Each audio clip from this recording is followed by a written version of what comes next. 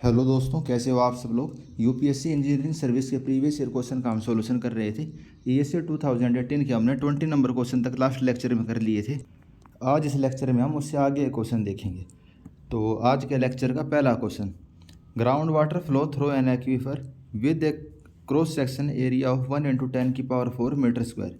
एक आपको एक्वीफर दिया हुआ है, उसका cross section area 10⁴ metre square and length of 1500 metre. Aquifer की लेंथ है 1500 मीटर। एक्वीफर क्या होता है भाई, ऐसा स्ट्रेटा यानी ज़मीन के अंदर ग्राउंड लेवल के अंदर ऐसा पार्ट जहाँ पे पानी मिलता है, ग्राउंड वाटर हो जहाँ पे। हाइड्रोलिक हेड दिया हुआ 300 metre and 250 metre at the ground water entry and exit. जो एक्वीफर की एंट्री पे हाइड्रोलिक हेड है 300, एग्जिट पे 250, तो चेंज इन हेड कितना हो गया 50 मीटर का। Ground water discharge into stream at a rate of 750 metre cube per day. जो ग्राउंड वाटर है किसी स्ट्रीम के अंदर, कोई वही नदी वगैरह है, झरना कह लो, वहाँ पानी गिरने लग रहा है 750 मीटर क्यूब पर डे की रेट से। हाइड्रोलिक कंडक्टिविटी क्या होगी इसकी। हाइड्रोलिक कंडक्टिविटी क्या होती है, यानी कि परमिएबिलिटी इसकी। और जो डार्सी ने हमें फॉर्मूला दिया था, डार्सी ने जो फॉर्मूला दिया था Q = KIA। के क्या होता है इसके अंदर, परमिएबिलिटी यानी कि हाइड्रोलिक कंडक्टिविटी। डिस्चार्ज हमें दिया हुआ है 750 मीटर क्यूब पर डे। आई यानी कि हाइड्रोलिक ग्रेडियंट, ये किसके बराबर होता है, head divide by length. Head हमारा कितने का चेंज हो रहा है 50 मीटर का, लेंथ कितनी है 1500 मीटर, एरिया कितना है 10⁴ मीटर स्क्वायर। फॉर्मूले में आप पुट करोगे आपको डिस्चार्ज, ये परमिएबिलिटी की वैल्यू मिल जाएगी 2.25 मीटर पर डे। इस टाइप के क्वेश्चन आपके एसएससी जेई में बिल्कुल आ सकते हैं भाई, सिंपल से क्वेश्चन, और भाई आपसे सोल्व भी करवा देगा न्यूमेरिकल टाइप से। अगला question, a hydraulic turbine develop 5000 kilowatt under a head of 30 metre when running at 100 RPM। भाई टर्बाइन है 5000 किलोवाट की एनर्जी प्रोड्यूस करने लग रहा है। तो टर्बाइन की कैटेगरी कौन सी है भाई, ये फ्रांसिस है, कैपलन है या प्रोपेलर है। तो ये निकालने के लिए हमें क्या करना पड़ेगा, इसकी स्पेसिफिक स्पीड निकालनी पड़ेगी। और स्पेसिफिक स्पीड का क्या फॉर्मूला होता है, n√P/h⁴। ये किसके लिए, टर्बाइन के लिए। और अगर पंप होता तो n√Q डिवाइड बाई h⁴। तो n यानी कि रोटेशन पर मिनट दी हुई है 100, पावर है 5000 किलोवाट और हेड है 30 मीटर का। तो स्पेसिफिक स्पीड इसकी कितनी आ गई 100.71। तो हमें पता है जो स्पेसिफिक स्पीड होती है पेल्टन वाले की, यानी कि जो इम्पल्स वाला टर्बाइन, उसकी हम कितनी लेते हैं 10 to 60। सिंगल जेट है तो 10 से 30, अगर मल्टीपल जेट है तो 30 से 60। फिर 60 से लेके 300 हम किसकी लेते हैं, फ्रांसिस की। और 300 से लेके 1000 हम किसकी लेते हैं, कैपलन वाले की। तो हमारी स्पेसिफिक स्पीड अगर 100 आई है तो ये किसके बीच में 100, वो 60 से 300। तो ये कौन से टाइप का टर्बाइन हुआ, फ्रांसिस टर्बाइन। तो इस टाइप के क्वेश्चन आपके पेपर में आने के काफ़ी चांस है भाई, सिंपल क्वेश्चन है बिल्कुल।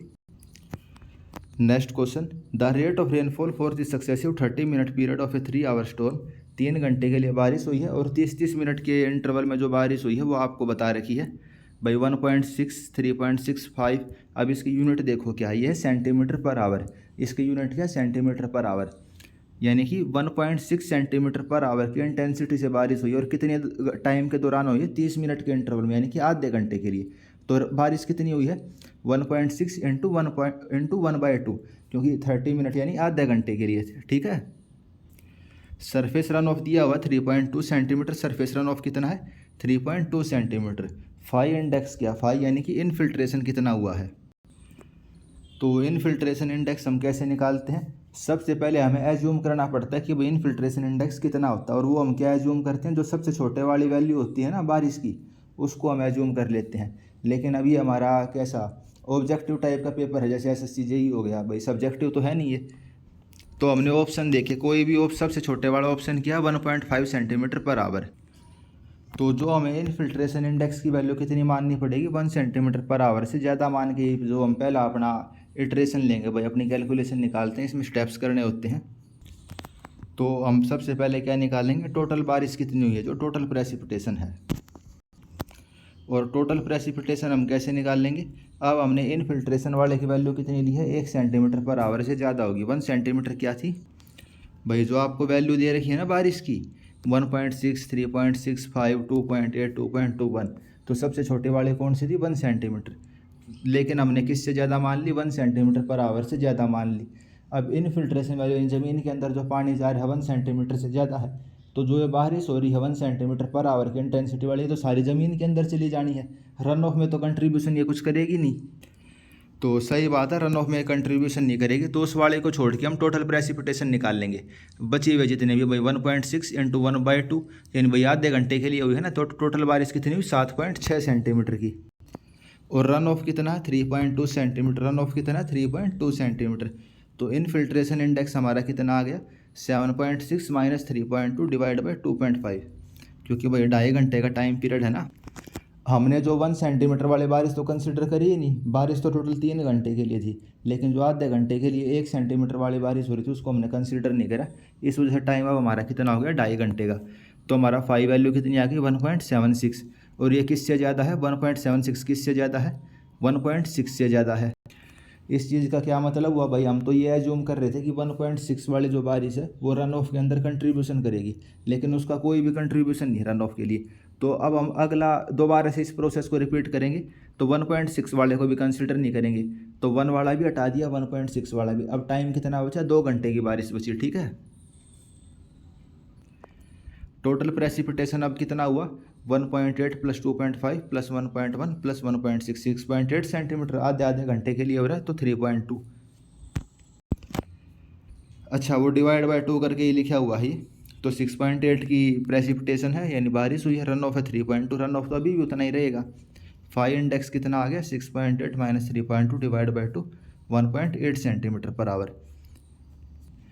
और 1.8 से बड़ी कोई वैल्यू है इसके अंदर, मतलब 1.8 से छोटी, तो 1.6 है और 1.0 है, तो ये दोनों तो हमने वैसे भी कंसिडर नहीं करी। तो अब की बार जो हमारा जो फाई की वैल्यू आई है वो करेक्ट आई है। फाई वैल्यू कैसे यानी इनफिल्ट्रेशन वैल्यू कैसे निकालते हैं, ये बहुत इंपॉर्टेंट क्वेश्चन है, एसएससी में आने के बहुत ज़्यादा चांस है। इस टाइप के क्वेश्चन पिछले 1-2 साल से काफ़ी आने लग रहे हैं। अगला question for stability analysis of slope, तो इस वाले क्वेश्चन को रहने दो आप। अगला क्वेश्चन देखते हैं, consider the following statement regarding the water logging. Water logging के रिगार्डिंग आपको स्टेटमेंट दी हुई है।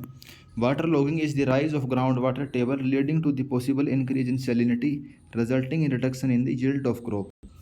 वाटर लॉगिंग की वजह से क्या होगा, जो ग्राउंड वाटर टेबल है वो ऊपर की तरफ आ जाएगी, ठीक है, और जो सोयल के पोर्स होते हैं, जो खाली जगह होती है उसके अंदर पानी फिल हो जाएगा, और भाई एयर के लिए जगह बचेगी नहीं। भाई जो हमारी क्रॉप्स होती हैं वो ईजिली मतलब एयर नहीं ले पाएंगी, एयर का सर्कुलेशन नहीं होगा, तो यील्ड ऑफ क्रॉप हमारा डिक्रीज हो जाएगा। पहली स्टेटमेंट बिल्कुल सही है। दूसरी statement, water logging can not be eliminated in certain area but can be control only if the quantity of water percolating into the soil is check and reduce. कुछ ऐसे एरिया होते हैं जहाँ पे वाटर लॉगिंग को हम eliminate नहीं कर सकते, भाई वाटर लॉगिंग तो वहाँ होगी ही होगी, लेकिन जो वाटर लॉगिंग होगी उसको हम रिड्यूस कर सकते हैं, ठीक है। तो ये बात बिल्कुल सही है भाई। लो लाइंग एरिया जो होंगे, या फिर ऐसे कह लो जहाँ ग्राउंड वाटर टेबल काफ़ी हाई रहता है, तो वहाँ वाटर लॉगिंग तो होगी ही होगी, लेकिन उसको हम रिड्यूस कैसे कर सकते हैं भाई, ड्रेन वगैरह बना देंगे, ड्रेनेज का अच्छा सिस्टम रख के हम उसको रिड्यूस कर सकते हैं। नेक्स्ट क्वेश्चन, तो ड्रेनेज वाला सिस्टम हम वो करके उसको कंट्रोल कर सकते हैं। Annual rainfall value at station A in mm for the year 2001 to 2010 are given in the table below. If simple central 3-year moving mean of this rainfall is calculated, the maximum and minimum value in this mean list will be. कोई station दिया हुआ है, वहाँ पे annual rainfall की value दी हुई है, आपसे बस ये पूछा है कि 3 साल का जो मीन है वो मैक्सिमम और मिनिमम वैल्यू क्या होएगी, ठीक है। तो लगातार आप देखो सबसे छोटी 3 वैल्यू कहाँ पे हैं, 586, 621 और 618। शुरू वाली 3 वैल्यू देख लो, फिर और कहाँ पे हो सकता है भाई, ये 591, 604, 621 यहाँ देख लेना।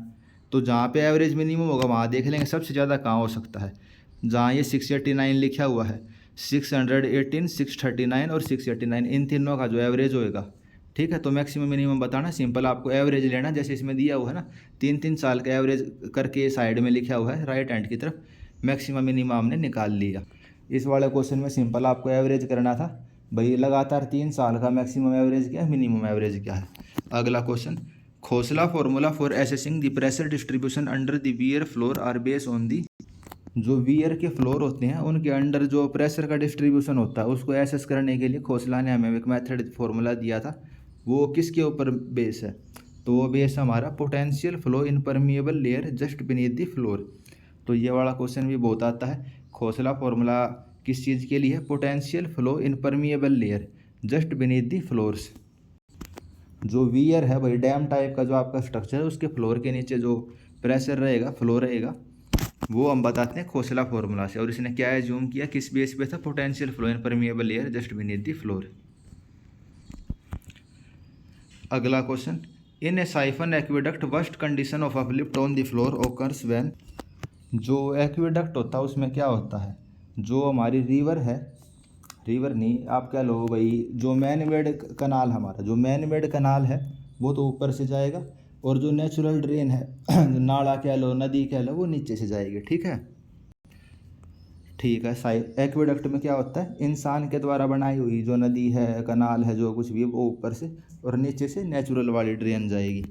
तो critical condition of uplift occurs, siphon वाले में क्या होता है, इसमें साइफोनिक एक्शन होता है और भाई प्रेशर के अंडर फ्लो होता है। इसमें वर्स्ट कंडीशन ऑफ अपलिफ्ट कब ओकर होएगी, जब जो हमारा कनाल है, कनाल हमारा फुल रहेगा और ड्रेनेज हमारा एम्प्टी रहेगा। कनाल फुल होगा, ड्रेनेज एम्प्टी रहेगा, with water table at the drainage bed level, जो ड्रेन के बेड लेवल पे वाटर टेबल होगी, तो ये हमारे साइफन एक्वेडक्ट में क्रिटिकल कंडीशन आती है। Next question, zero hardness of water is achieve by. Water की जीरो हार्डनेस हम कैसे अचीव करेंगे, तो आयन एक्सचेंज मेथड से। कौन से मेथड से, आयन एक्सचेंज मेथड से। इस वाले मेथड को हम क्या बोलते हैं, जियोलाइट मेथड भी बोलते हैं। और ये वाला मेथड आपको पता होना चाहिए, ion exchange method we use the zeolite. Zeolite का हम यूज करते हैं, जियोलाइट मेथड भी होता है। जियोलाइट होते क्या हैं, ये होते हैं hydrated silica of sodium and aluminium. Sodium और एल्यूमिनियम के हाइड्रेटेड सिलिका होते हैं, जिसको हम इस तरीके से इस्तेमाल करते हैं। भाई ये सोडियम है, उसके साथ ये सिलिकेट लगा हुआ है, कैल्शियम भाई सल्फेट है, क्लोराइड है या बाइकार्बोनेट, उसको हम क्या बोलते हैं, हार्डनेस बोलते हैं। जब वो रिएक्ट करेगी तो सोडियम अलग हो जाएगा, कैल्शियम इनके साथ अपना अलग आयन बना लेगा। अगर सोडियम क्या है, सोडियम के ऊपर +1 चार्ज होता है। और हार्डनेस किसकी वजह से होती है, हार्डनेस होती है प्रेजेंस ऑफ मेटेलिक भाई मल्टीपल, जिसके पास आयन हो, जैसे कि Al+3 Ca+2, इस टाइप के आयन की वजह से। और ion exchange method produce water with the zero hardness, इससे जीरो हार्डनेस का वाटर हमें मिलता है।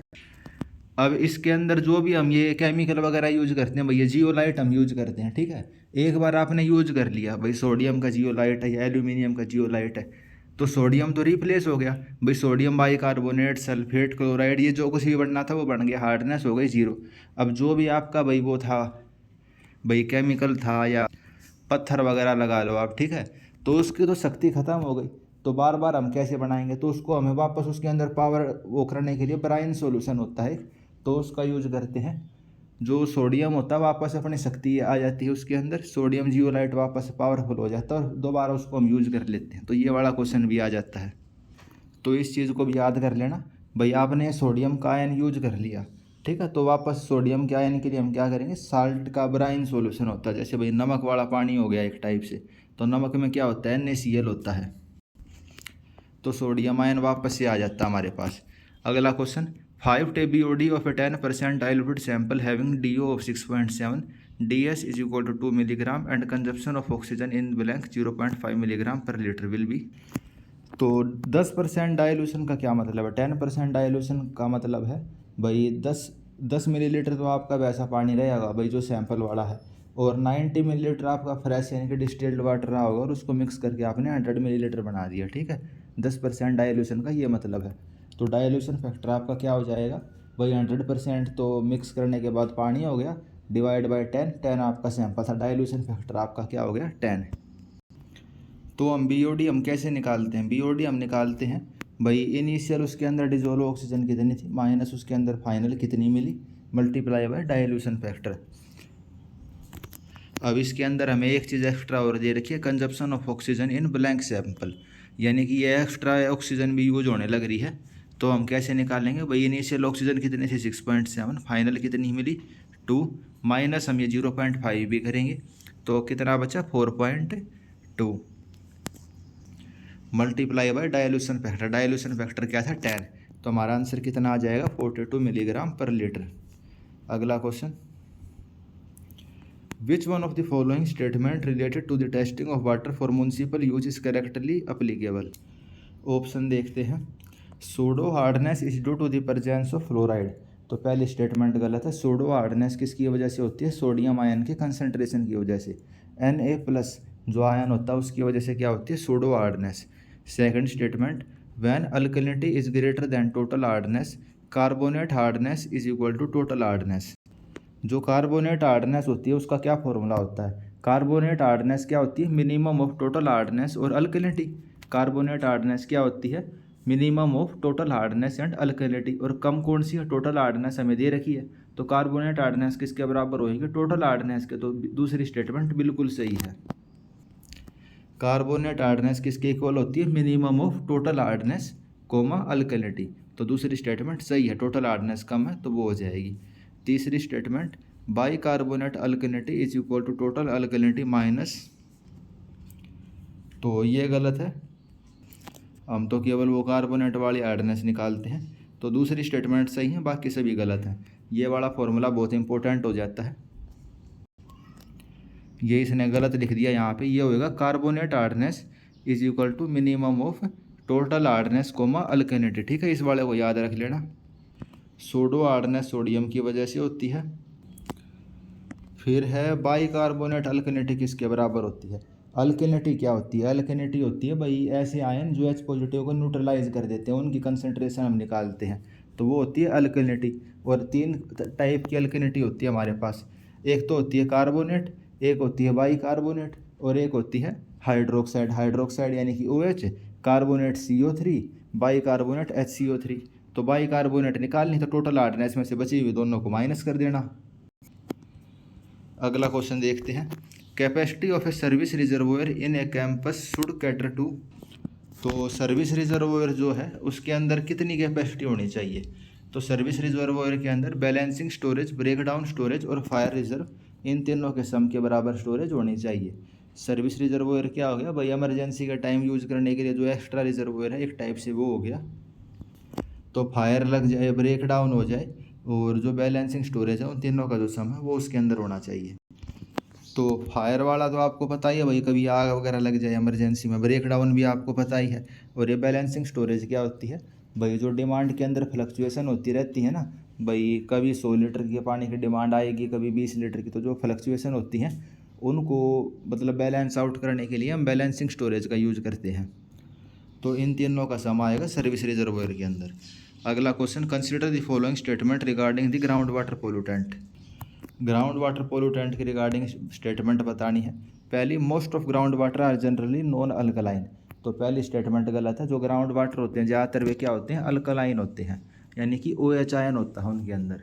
दूसरी statement, moderate amount of fluoride 0.6 से 1.5 in drinking water help in good development of teeth.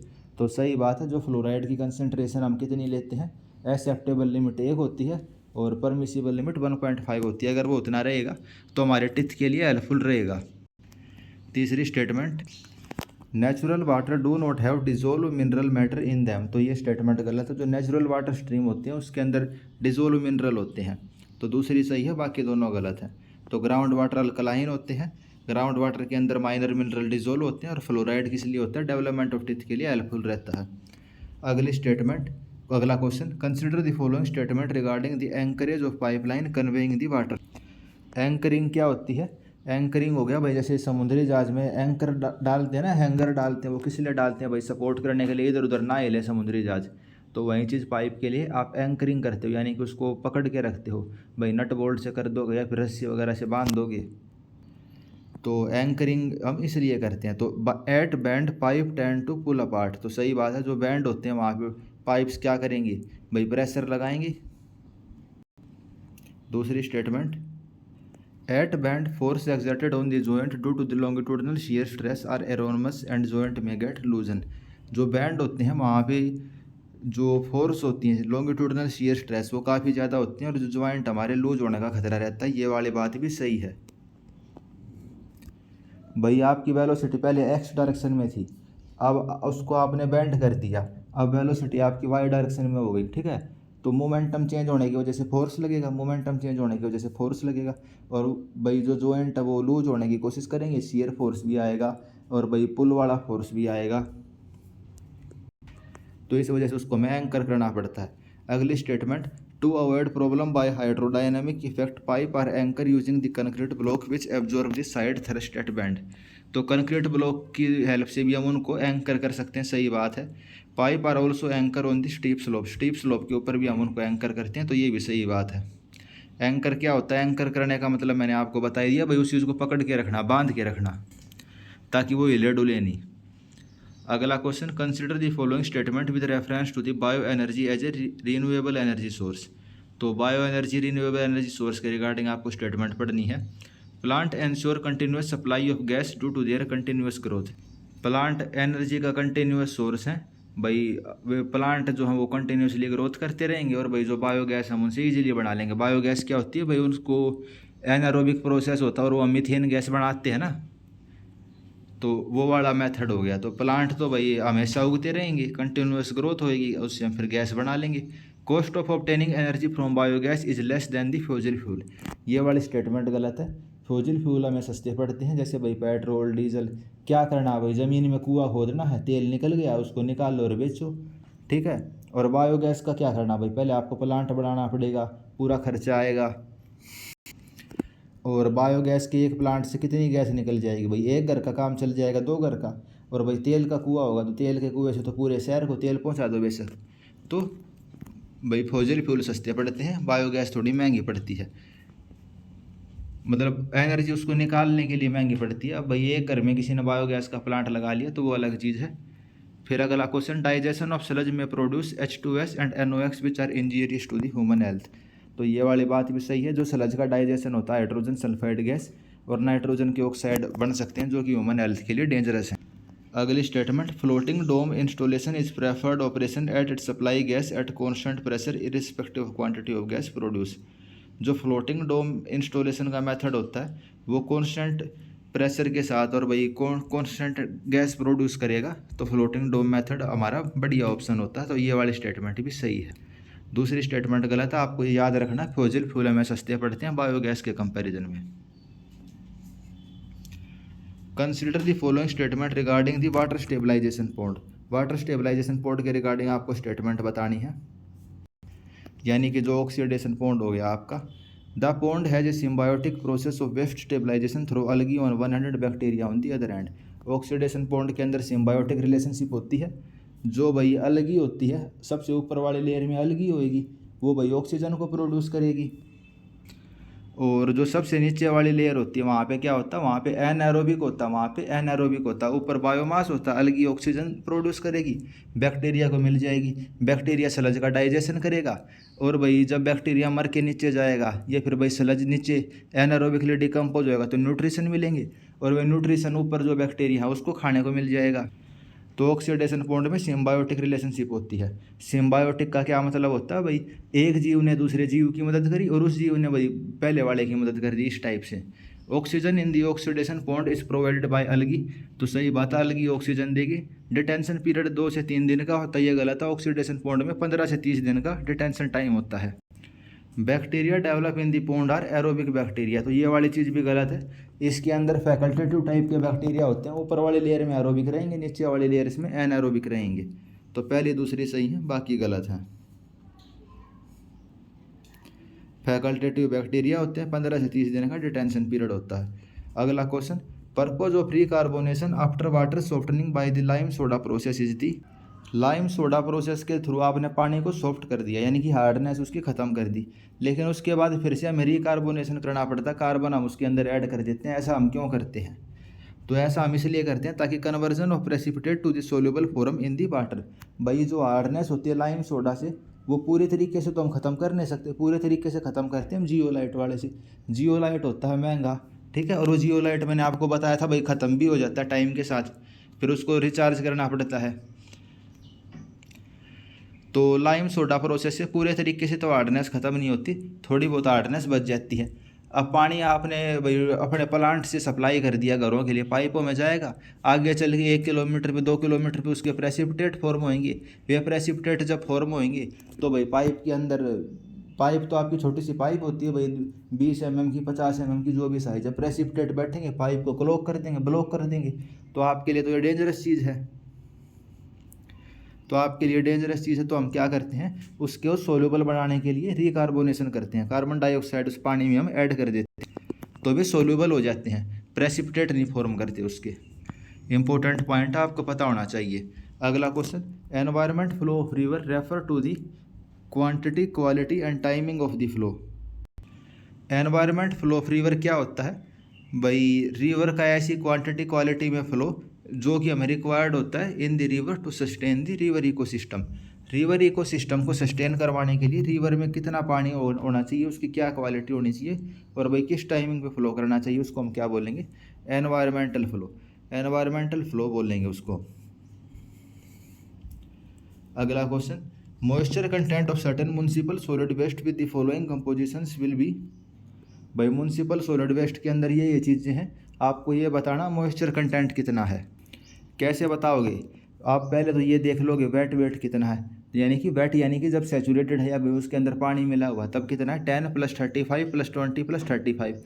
Dry करने पे कितना है, 3 + 30 + 10 + 20। अब मॉइस्चर कंटेंट हम कैसे निकालेंगे भाई, जो टोटल वेट है उसमें से ड्राई वेट को माइनस कर देना तो आपकी मॉइस्चर आ गई। मॉइस्चर कितनी है भाई, टोटल वेट तो था 100, ड्राई वेट है 63, तो मॉइस्चर कितनी आ गई 100 - 63। तो मॉइस्चर कंटेंट कितना हो गया 37 / 100 × 100, 37% इसमें मॉइस्चर है। अगला question, consider the following statement, when A soil sample is dry beyond it's shrinkage limit volume of the soil sample will decrease. जब आप श्रिंकेज लिमिट से कम उसको ड्राई करोगे तो वॉल्यूम उसकी क्या रहती है, कॉन्स्टेंट रहती है, लेकिन ये क्या कह रहा है डिक्रीज होएगी, तो पहली गलत। Plastic limit is lower than the liquid limit for any type of soil. तो जो प्लास्टिक लिमिट होता है वो लिक्विड लिमिट से कम होता है, तो ये वाले स्टेटमेंट भी सही है। भाई प्लास्टिक लिमिट पे हम क्या करते हैं, 3 mm का थ्रेड बनाते हैं और उसमें क्रैक आनी हो जाती है तो उसको प्लास्टिक लिमिट बोलते हैं, यानी थोड़ी बहुत उसमें स्ट्रेंथ है उस टाइम। और लिक्विड लिमिट में तो 0 स्ट्रेंथ हो जाती है सीयर में उसकी, तो लिक्विड लिमिट वो प्लास्टिक लिमिट हमेशा कम रहेगी लिक्विड से। At liquid limit soil behave like a liquid and possess the no shear strength at all. Liquid limit के अंदर सोयल बिल्कुल लिक्विड की तरह बिहेव करने लग जाती है, तो काफ़ी हद तक ये वाले स्टेटमेंट सही है। बहुत वाले जगह आपको ये स्टेटमेंट सही देखने को मिलेगी, बहुत जगह ये वाले स्टेटमेंट गलत देखने को मिलेगी, ठीक है। लेकिन जो हमारा क्वेश्चन है उसके जो ऑप्शन है, अगर हम उसके ऑप्शन देखें उसके हिसाब से देखें तो ये वाली स्टेटमेंट हमें गलत माननी पड़ेगी, ठीक है। और नो सीयर स्ट्रेंथ नहीं होती, बहुत कम सीयर स्ट्रेंथ होती है। कितनी लेते हैं हम, 2.7 kN/m² स्ट्रेंथ लेते हैं, तो उस वजह से भी इस वाले स्टेटमेंट को आप गलत कह सकते हो। अगला question, when subject to drying the volume of soil remain unchanged once the water content of the soil goes below the shrinkage limit. Shrinkage limit से अगर हम कम मॉइस्चर कंटेंट पे चले गए तो वॉल्यूम चेंज नहीं होती, तो सही बात है। तो दूसरी और चौथी सही है। सीयर स्ट्रेंथ लिक्विड लिमिट पे 2.7 kN/m² होती है, 0 नहीं होती बिल्कुल, 2.7 रहती है। बाकी ऑप्शन का हिसाब है, बहुत जगह आपको इसका ये 2.0 भी देखने को मिल जाएगी, लेकिन नॉर्मली हम मिनिमम सीयर स्ट्रेंथ 2.7 लेते हैं। अगला question, consider the following statement in respect of the troposphere. The gaseous content in churn by the turbulence and mixing. तो ट्रोपोस्फियर जो सबसे नीचे वाली लेयर होती है अपनी, उसके अंदर भाई कॉन्स्टेंट टर्बुलेंस एंड मिक्सिंग के साथ भाई गैसियस कंटेंट हमारा मिक्स होता रहता है, सही बात है। इसके बिहेवियर से हमें वेदर देखने को मिलता, मौसम इसी के फिनोमिना का होता है, सही बात है। Ultimate energy source for producing any weather change is the sun. भाई कोई भी वेदर चेंज होएगा एनर्जी सोर्स क्या है हमारे लिए, सन है, ठीक है। तो ये भी सही बात है। ट्रोपोस्फियर की हाइट कितनी होती है, 17 किलोमीटर होती है इक्वेटर पे और 9 किलोमीटर होती है पोल्स पे। लेकिन इसने कुछ और दिया हो, तो फोर्थ स्टेटमेंट गलत होगी, पहले दूसरी सही है। ट्रोपोस्फियर हमारी सबसे पहले वाली लेयर होती है भाई, ट्रोपोस्फियर, स्ट्रेटोस्फियर, मीसोस्फियर और फिर आयनोस्फियर आ जाता है आगे। अगला क्वेश्चन, सोयल सैंपल है, पोरोसिटी 30% है, specific gravity 2.6, degree of saturation is 4. अच्छा, डिग्री ऑफ सेचुरेशन बताना, मॉइस्चर कंटेंट दी हुई है 4.94। तो इसमें कौन सा फॉर्मूला लग जाएगा, सहवाग वाला फॉर्मूला लग जाएगा, SE = WG। Degree of saturation पता हमें, और वॉइड रेशो हम निकाल लेंगे, पोरोसिटी हमें दिया रखिए। वॉइड रेशो का फॉर्मूला होता है N/1 - N। वॉइड रेशो का क्या फॉर्मूला होता है, N/1 - N, तो इसको याद रखना। और पोरोसिटी का क्या फॉर्मूला होता है, E/1 + E। सारी चीज़ें दे रखी हैं, आप इजीली निकाल सकते हो, SE = WG। अगला क्वेश्चन, ठीक है दोस्तों, आज इस लेक्चर में इतना ही रखते हैं। बाकी जो बचे हुए क्वेश्चन हम अपने अगले लेक्चर में करेंगे, जो इसकी PDF है मेरे टेलीग्राम चैनल पे मिल जाएगी। और बाकी आप अपने रिवीजन करते रहो, कोई भी एग्ज़ाम है रिवीजन सबसे ज़्यादा इंपॉर्टेंट है। और बाकी जो SSC के जो डिफ़िकल्ट वाले क्वेश्चन थे, कह सकते हो भाई थोड़े ट्रिकी क्वेश्चन थे जो आप नहीं कर पाओ, उसकी प्लेलिस्ट बनी हुई है भाई complete civil for SSC JE करके, तो वो वाली प्लेलिस्ट भी देख लेना आप। और इंजीनियरिंग सर्विस के पुराने सॉल्यूशन नहीं देखे तो वो भी आप देख लेना। बाकी चैनल को शेयर और सब्सक्राइब कर देना। Thank you and best of luck for exam.